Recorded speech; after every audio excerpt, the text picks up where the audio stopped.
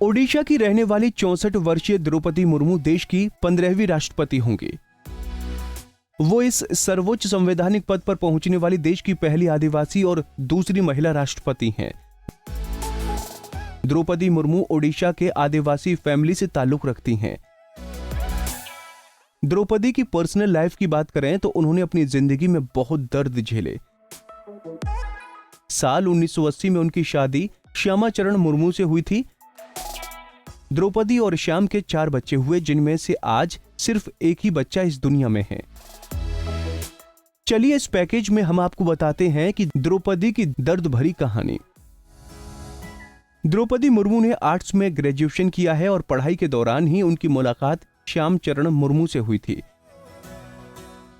दोनों एक ही कॉलेज में पढ़ाई कर रहे थे। पहली मुलाकात के बाद में दोनों में बातें शुरू हुई और बाद में इनकी लव स्टोरी शुरू हुई। श्याम अपने रिश्ते को आगे ले जाना चाहते थे और वो हर हाल में द्रौपदी से शादी करना चाहते थे। साल 1980 में वो शादी का प्रपोजल लेकर द्रौपदी के घर गए।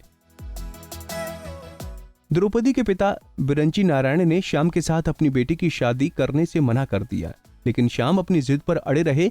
वो अपने रिश्तेदारों के साथ द्रौपदी के गांव में ही डेरा डालकर बैठ गए। अपने लिए इतना प्यार देखकर द्रौपदी ने भी फैसला कर लिया कि वो अब श्याम से ही शादी करेंगी। कई दिनों तक अड़े रहने के बाद आखिरकार द्रौपदी के घर वाले भी शादी के लिए मान गए। इसके बाद एक बैल, एक गाय और कुछ जोड़ी कपड़ों की बात पर दोनों की शादी हुई।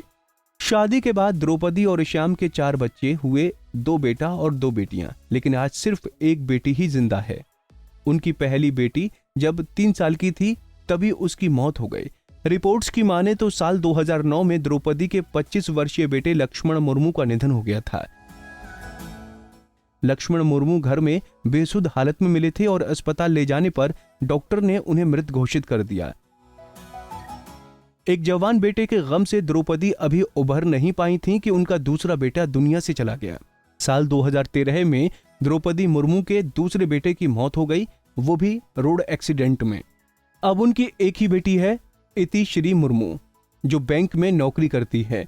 उनके पति साल 2014 में इस दुनिया को अलविदा कह गए। श्याम की मौत हार्ट अटैक की वजह से हुई थी।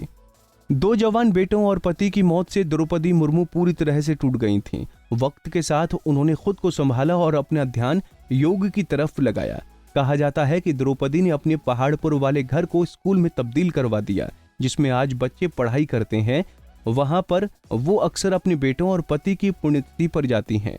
द्रौपदी ने कार्यक्रम में अपनी आंखें दान करने का ऐलान भी कर चुकी हैं। नारी से जुड़ी मोर अपडेट्स के लिए हमारे इंस्टाग्राम को फॉलो, फेसबुक को लाइक और यूट्यूब चैनल सब्सक्राइब करना ना भूलें।